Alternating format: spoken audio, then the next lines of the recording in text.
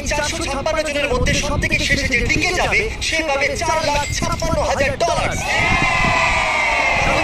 আমরা খেলবো red light green light, আর এই বড় ঘরের অপর প্রান্তে যে রেড লাইটটা আছে সেখানে পৌঁছানোর জন্য এদের কাছে 8 ঘন্টা আছে। তাই আর অপেক্ষা না করে green light, red light.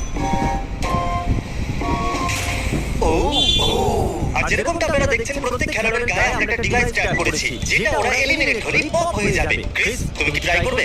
Red light. আরে না, আমি নিশ্চিত যে ওরা নড়েছিল। Green light, red light.